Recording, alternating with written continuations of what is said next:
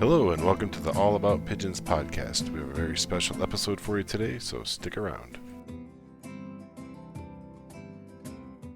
Today, Kyle Martin's here with us, and we're going to be talking about his one loft race, the Louisiana Perch OLR. And this will be its second year, so we'd like to follow up with him after we talked to him when he first started and see how everything's going. Kyle, thanks for coming on. Still appreciate you guys having me back. So one of the things I noticed with your one loft race that's kind of been different than others is, your transparency, especially like on Facebook. You do a lot of live streams, and every little thing that you do, you'll pull a camera out there, and especially during training, you guys get kind of iffy weather sometimes, so you keep everybody updated. Has that brought more engagement from the clients that you have, or got a lot more new people maybe feeling more comfortable sending birds your way? Transparency it's huge in this game, in this sport. I mean, you think, you send birds off to a race, and in some cases you might not ever hear about your pigeon again until the final, or until you get the bird back. And I've seen kind of some of that in some races, and I've also seen a lot of the races that I really look up to do a lot of live videos and things, and I always appreciated that whenever I sent birds. So I really wanted to bring that into my race, and maybe even do a little bit more of it, because I do quite a bit of it. I might do the most, I'm not sure. Definitely up there as far as what I like to show. Obviously, when you show a lot, you're kind of opening the door to show some things that people don't like as well. So you're kind of you're opening up that criticism, and that's okay. That's all part of it as well. From what I can see, and I try to follow a lot of different one loft races, you definitely are up there. You're really active, and even cleaning. You're showing yourself cleaning the lofts, and every little thing. So makes it easier, like you said. Yeah, when you send a bird out and you don't hear nothing till the end of the race, and it's just yeah, you lost. It's just like, oh, okay. I probably do it as much for you guys as I do for myself, because typically have at least one employee. Maybe they're not here all the time, and honestly, sometimes you kind of get lonely out there in the loft. It's just you and the birds, and there's that aspect of it that's very peaceful as well. But it's a sport, right? A lot of us club fly and things like that, and we do it for the fellowship and the camaraderie. And I enjoy building those relationships with the breeders that are in my race. And I've noticed that maybe this race has some good relationships with a lot of breeders, because I'm always constantly on there. I'm always having engagement. I'm always talking to people. A lot of times after a video, somebody will give me a call. And I definitely have built some really, really good relationships with a lot of my breeders. I think it's probably through those videos. I'm trying to think, if I wasn't doing those videos, I don't think I'd have near the amount of friendships, really. And you definitely see a lot of the comments and stuff. People are responding while they're watching. So I mean, there right there's more, client engagement, and they're obviously feeling comfortable enough to bring up anything to you, ask questions and stuff like that. There are a lot of one loft races. Out of all the different ways that someone can kind of set themselves apart and be unique, this one really favors the clients and favors the people who are sending you their birds. And I think I'll add as well, I'm a no name in the sport. I was in the military for a while, and I've been out of the pigeons for a little bit. And then as I kind of came back into the sport and did some club racing, nobody knew who I was.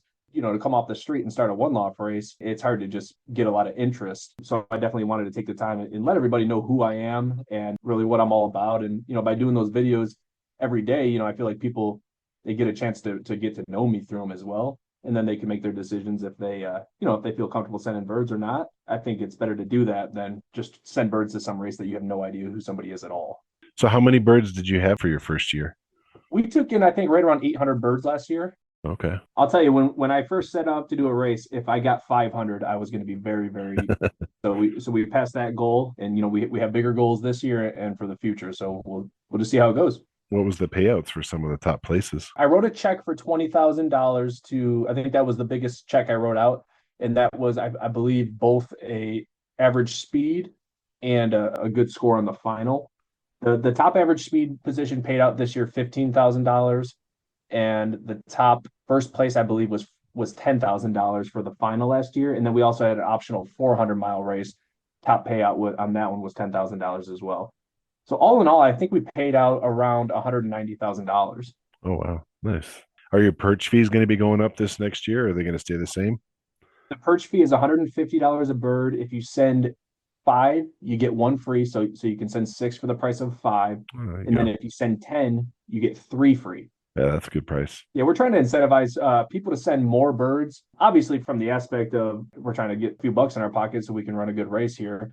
When you have more birds in the fight, I think it creates a happier customer. If you lose a bird or two, you'll have a lot of birds in the fight.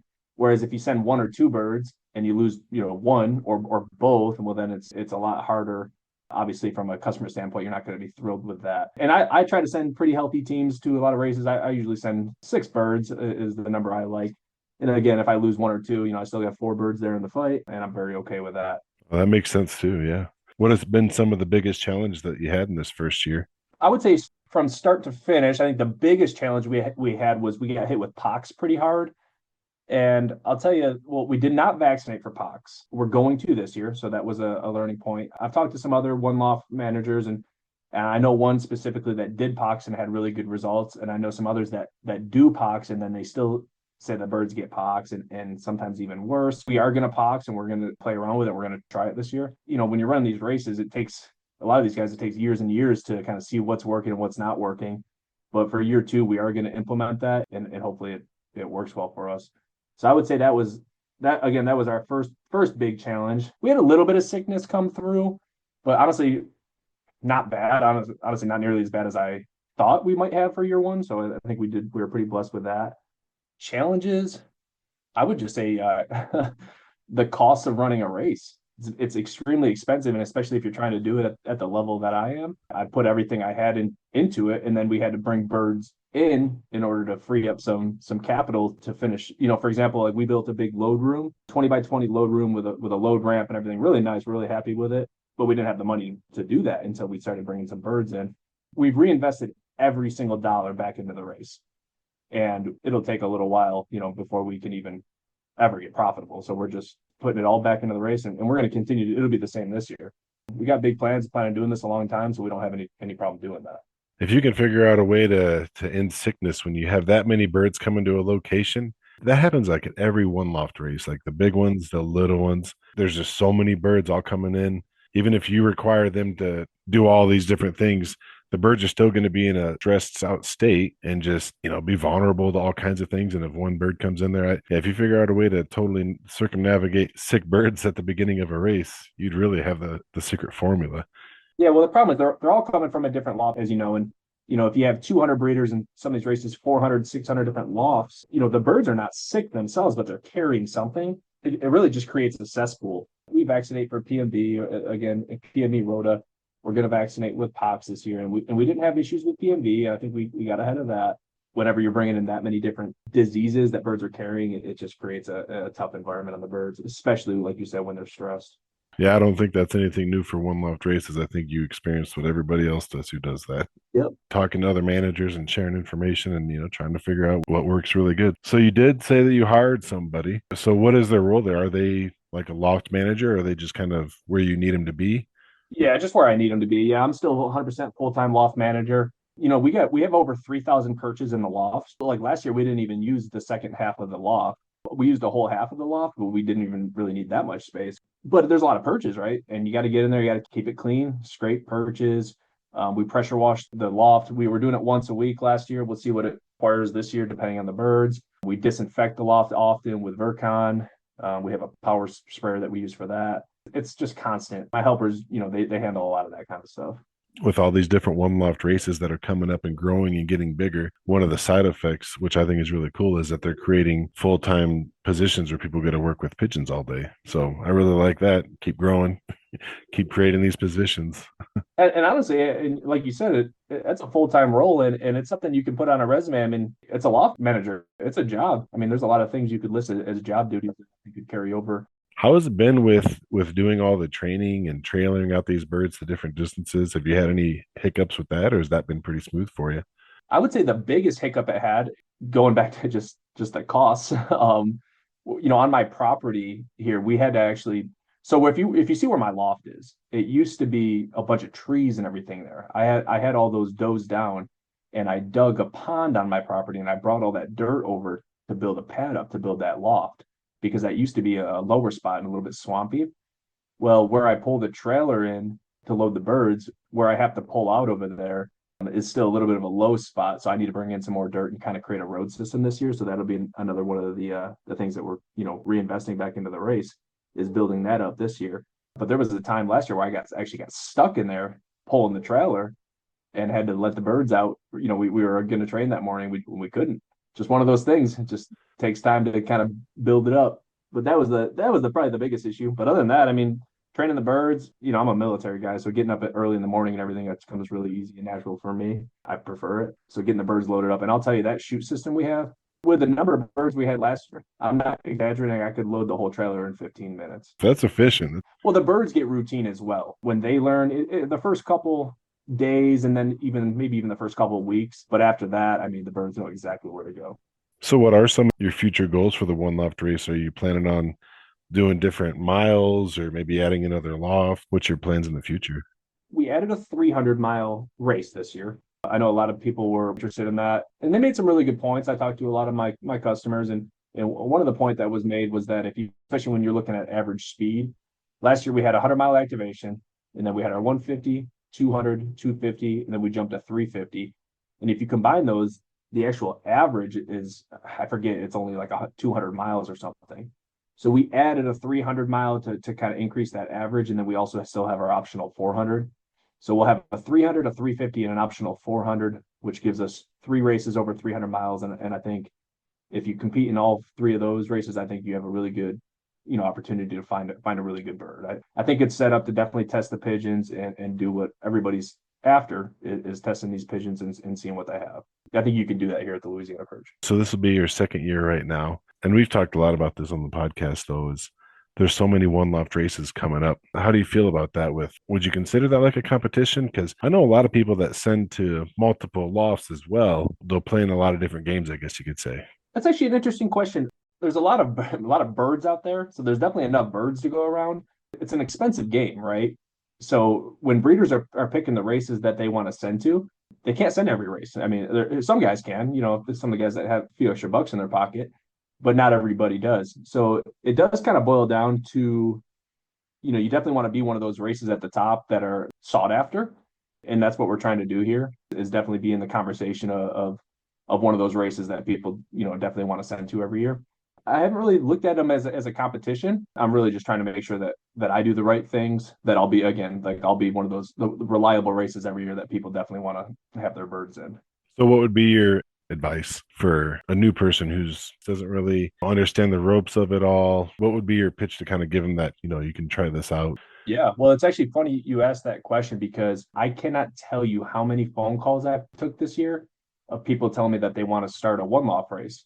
And I don't know if they call a lot of people or if it's just that maybe because it was my first year and, built a big loft and we do a lot of videos. I mean, I'm talking like 8 to 10 phone calls of different people who want to start a race. And what I tell them is you absolutely have to be in love with pigeon racing because if you're not going to make it. Especially if you try to do it at the scale that I'm doing it and build a very large loft, invest a lot of money into it, you're not going to make any money. So you have to be able to walk into that loft every morning with a smile on your face, get the job done, knowing you're not making a dollar and knowing it's probably going to be years before you make a dollar. So if you can do that, and the only way to be able to get through and do that is you absolutely have to love the birds or you're going to be miserable, especially when you start running into issues like sickness and you have pox and you have a loft full of some birds that are, not looking 100%. And you have to deal with that stressor of it on top of being broke. I mean, a lot of people look at a one loft race, of course, anytime you get into business with anything, the goal is to make money. And the goal is for me to make money. Don't get me wrong. I have long-term goals and I hope to be very successful from doing it. But it takes a minute. It's definitely not a get rich quick plan. You have to have some pretty good plans here. Do you club race at all? I do, yeah. I fly with the Lafayette Racing Pigeon Club. I flew in Houston for a few years, and then when I moved here to Louisiana, I flew 1 year with the Lafayette Club, and then I bred birds to fly year two, which was last year. Didn't end up flying just because I was just too committed to the one loft, being my first year and just trying to navigate everything and learning the ropes and everything. I just ended up just putting all my energy and focus into the race. I am breeding and do plan to club fly again this year. That's interesting, though. So, you've actually had a lot of people who are trying to start some one loft races come and get some advice from you, huh? Oh my gosh, a ton. Well, and one of them, and I'm not going to put his name on here because I don't know if he wants me to, but one of them started a race this year, and I think he's going to do well. So, we've talked to a lot of different pigeon racing fanciers and breeders of racing pigeons. It seems like pigeon that you're going to send to a one loft race, you hear a lot of, you got to know what that one loft race is like to know what kind of bird to send to it. So, can you kind of describe what your one loft race is like and what that bird's going to be flying through and in? I asked a lot of the guys here when I came to fly here what type of birds did well in the club. And I heard from a lot of people, small hens. They like the really small hens. Interesting. And I'll tell you right now, the birds that were on the top of the chart were all small hens. So, and I'll say that for anybody that's listening and they want to send birds to this race, the small hens did really well here. So that I would definitely put that in your back pocket. And obviously, there's exceptions to everything when it comes to pigeon racing. You'll have a couple cockbirds here and there, but I would say overall, especially those average speed birds, were all small hens. We had a huge drop on our final. I'm talking like 40 plus birds. So of course there was all different shapes and sizes in there. So that was kind of hard to judge, I guess. But again, if you're looking more at the average speed birds, they were definitely on the smaller side. Another theme that I've noticed is that it seems like guys who are sending birds into one loft races that are also in local racing clubs Mhm. seem to do a little bit better consistently at one loft races than someone who is, let's just say, buying one loft race birds and breeding them and sending them in, not really racing them. Has that kind of proved true for you? There was a handful of the local club guys that flew here, and like I said, that drop had a lot of birds on it in the final. But there was a bunch of the local guys were in on that mix as well. I know we had one of the guys do well on the 400-mile race, and his birds always do good on 400s, even in the club. Well, that's kind of his distance. But yeah, it kind of always it does align, like you're saying. And to go back a little bit, I didn't answer your full last question. You had asked about just kind of what the birds have to fly through. So what I'll tell you guys about Louisiana, which I'm sure you know, it's a very humid state. It's hot, it's humid, it is flat. So we're not trying to fly through a bunch of mountains and things like some of these races. What I'll tell you is north of me, where the birds have to fly over, is the Kisatchie National Forest, and that's 604,000 acres. And so they're flying over that. So obviously, you guys know when it comes with a forest, of course, there's a lot of birds of prey that they have to run into. I think that's a big obstacle for us. The heat and the humidity. I'm really big on headwind races. Our top average speed bird was 1394 last year, which I'm proud of, and I'll tell you why I'm proud of it too. Is a lot of guys ask me what are our speeds. It's hard to answer that being first year, right? I don't know exactly yet because I'm gonna shoot for headwind races and try to keep them low. But I told everybody 12 to 1400 yards per minute, and we finished 1394. So we were Oh, within wow. that range. So I was proud of that. Yeah, that's a good ballpark. You got it pretty close there. I think we'll be able to stay right there every year. I don't see why we wouldn't. I was following you pretty closely on through the Facebook. It seemed like you had a couple of weather days that kind of kept you from training, but Oh, big time. rain and you had some pretty heavy fog come through there. Lots of fog. Yep, early morning fog messes up. We actually still trained on a lot of those fog days. If you remember, we were until noon or 1 o'clock, and we just sat there, and it and it sucked for me. But we just sat there and waited it out, and then we still got a trainer on the birds. It was later in the year, so it wasn't getting too hot out even after we let them out. But again, that this is Louisiana, and it's a tough place to fly birds, and that's kind of one of our challenges here is to fly in the heat. So I'm not somebody that, oh, it's too hot, don't fly the birds at all within reason. I'm not just trying to throw them out there, but again, every race kind of has their obstacles and their challenges. And I think one of ours is the heat and the humidity. And I think it really just identifies and creates a strong pigeon. Yeah, they got to get used to it. It's hot everywhere, so birds got to get used to it. We're out here in Arizona, so there's definitely some hot days. My birds will still loft fly, they'll definitely coming back down for a bath. They can handle all kinds of environments. Absolutely. And you look at like the Texas Center summer convention race. Oh yeah. They put that race on, I think, like June, July, maybe even August, depending on the year. It's a short race. I think it's usually 165, 185 miles or something like that. But, that's in the dead of summer, and the birds can do it. That is summer in Texas too. I mean, they get hot down there already. Yeah. I think last year, Blue Angel, I don't remember if he is in Alabama or if he's in Florida. But the Blue Angel, Chad Ward, he hosted the Texas Center race last year. I'm trying to remember who did it the year before for the summer race. Can't remember. But yeah, it's usually, one of these southern states down here. And so, what would you say to a pigeon fancier who's looking to send a bird into some of the different one loft races? What could be your pitch to have them send them into yours? Great question. I'll tell you this, with the transparency and everything, like anything that happens over here, you guys see it. If we run into an issue, you guys know it. If the birds are sick, we don't hide anything. At the end of the day, the facts are the facts. And if we're dealing with an issue or something like that, I think it's better for you guys to just know it. We work extremely hard. This is a full-time job for us. And I use us and we a lot, and it's really just me most of the time when I say that, but I have help, and I have help from my family as well, and from different various things. So I like to include everybody and kind of speak just on behalf of the Louisiana Perch. But yeah, I mean, between just the work ethic and everything that we do, I mean, we invest a lot of money back into the sport. And, when things are coming in, to make sure that we have the right feed, the right supplements, the right medications. And we don't cut any corners, I can tell you that.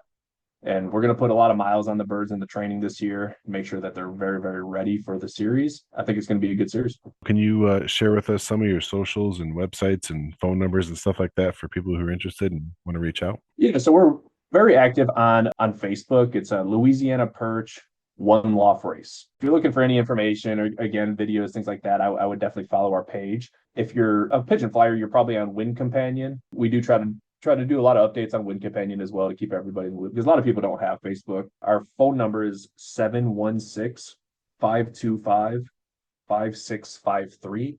And my email address is louisianaperch@gmail. I'm very, very easy to get a hold of, and you can give me a call or send me an email anytime and I'll get back to you. I try to get back to everybody. I'll say that as well. Any person, even a Facebook Messenger, anytime someone sends me a message, I try to do a really good job making sure I get back with you. You even call back the people about your extended warranty on your automobiles? I do. Sure. When are you going to start taking birds this year? Actually, today was our first day bringing birds in. Now, we didn't get any birds because it's Monday. A lot of people actually messaged me already today. And I don't know when this podcast is going to air, but today is February 10th. That is our first day of taking pigeons. And we're actually taking pigeons all the way until June 15th. And it is a longer acceptance period, and we recognize that. One thing I'll say real quick on that is I think that's about the same period we had last year. And we didn't see any correlation between birds that were here at the beginning or birds that were here at the end that did better. I think, we pull flights. So I think as long as all the birds can get through the molt and be on the same playing field, then from my experience, and I'm speaking off of just 1 year of experience, they were all right there together. Everybody has their different ideas and plans of when they want to send their birds and when they think they're the best. So I would stick with that. But from what we've seen over here, I wouldn't freak out too much with a longer acceptance period. And the reason we keep it open as long as because there's a lot of people in some of those northern states, they don't start even pairing birds until Valentine's Day or maybe even after sometime. So right, everybody send your birds to the One Loft Race. You can start sending them right now. Kyle's taking them for you. Kyle, thanks for coming on. I hope you have another great year with your One Loft Race. Wish all the people who participate in it good luck. Hope everyone has good birds, fast birds. And thanks for coming on and sharing with us today. Appreciate it. Appreciate you having me on again, man. Maybe we'll do this again next year. Yep, we'll do that. Thanks, brother. Thank you for listening to another episode of the All About Pigeons podcast. Please help the pigeon hobby by telling your fellow club members or other pigeon friends about the podcast, and make sure to leave a good review or at least a 5-star for the podcast wherever you listen. If you have a topic or a person you want to hear more about on the podcast, or if you yourself would like to be a guest, just send an email to allaboutpigeonspodcast@gmail.com. Thanks for listening.